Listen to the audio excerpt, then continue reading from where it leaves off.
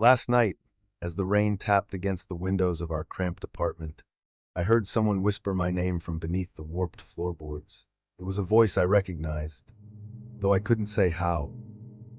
Soft, urgent, like a memory slipping through the cracks. My parents always hush me when I mention it, insisting I never had a twin brother, that it's just my imagination acting up again.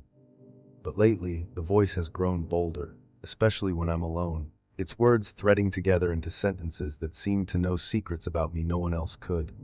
I started recording the whispers on my phone, desperate to prove I wasn't losing my mind. The audio always came out garbled, a static mess, except for one night when the recording caught a clear message. Help me.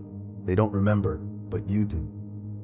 The next morning, I confronted my parents, their faces twisted with worry, but also a flicker of something else. Guilt? Fear? They begged me to drop it, to let go of childish fantasies. But how could I, when I'd started finding two sets of everything in old family photos? Two high chairs, two identical jackets, my own face doubled in glass reflections. I became obsessed, tearing up the floorboards in my room one night while my parents slept.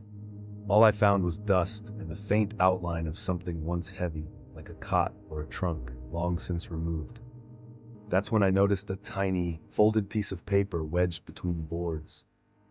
It was a birth announcement with both our names, mine and my brother's, dated exactly 9 minutes apart. My hands shook as I read it, the truth unraveling in my mind like a thread pulled too tight.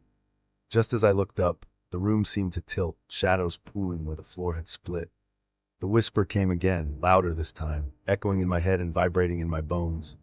You promised you wouldn't forget me. The air turned cold, and I realized the whisper hadn't been coming from below, but from inside, clawing its way out. As my parents burst in, faces pale and pleading, I finally remembered everything. Why they lied, what happened the night my brother disappeared, and why he'd never really left me at all.